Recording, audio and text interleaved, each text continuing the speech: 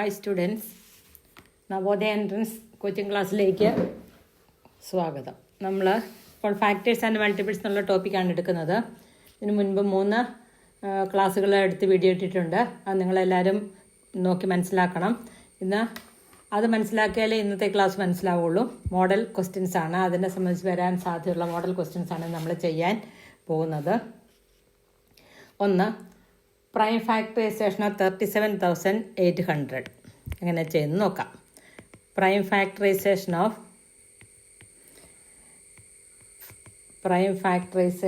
37,800. ഈ 37,800നെ എങ്ങനെയാണ് prime factorise ചെയ്യുന്നതെന്ന് നോക്കാം. 37,800 ഏറ്റവും ചെറിയ ഫാക്ടർ കൊണ്ട് ഡിവൈഡ് ചെയ്യുക. ഏറ്റവും ചെറിയ പ്രൈം ഫാക്ടർ 2 ആണ്. അപ്പോൾ ഏറ്റവും ചെറിയ പ്രൈം ഫാക്ടർ കൊണ്ട് ഇതിനെ ഡിവൈഡ് ചെയ്യുക.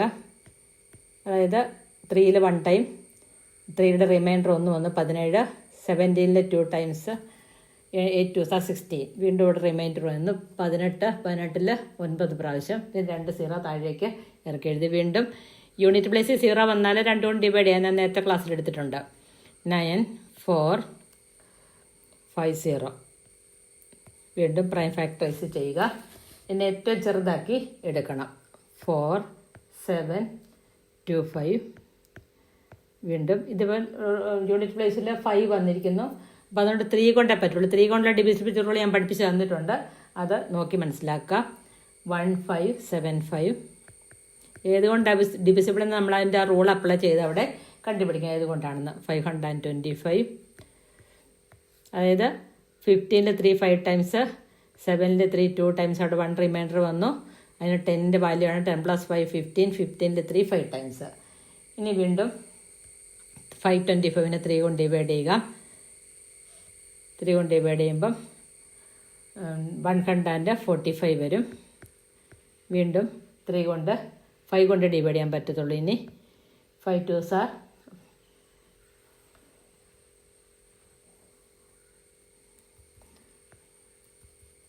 ഇവിടെ ഒരു മിസ്റ്റേക്ക് പറ്റിയിട്ടുണ്ട്. 1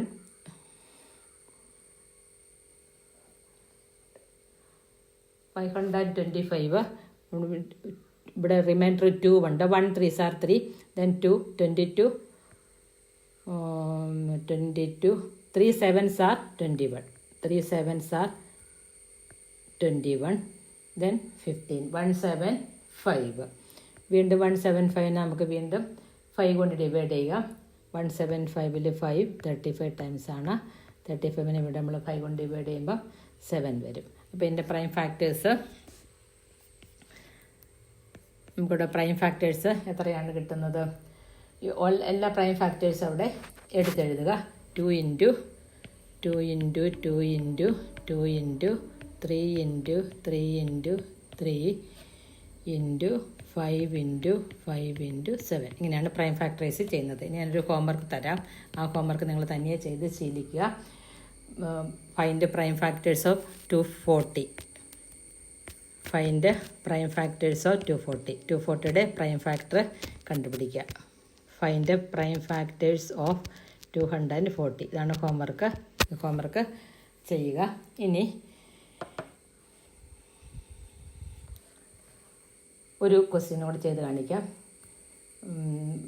the number of prime factors of 105. അടുത്ത question. Number of prime factors of 105.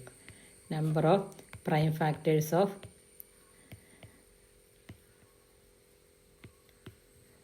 105ൻ്റെ prime factors കണ്ടുപിടിക്കുക. എത്ര എണ്ണം ഉണ്ടെന്ന്. അപ്പം 105നെ പ്രൈം ഫാക്ടറൈസ് ചെയ്യുക. 10ൽ 3 ടൈംസ്.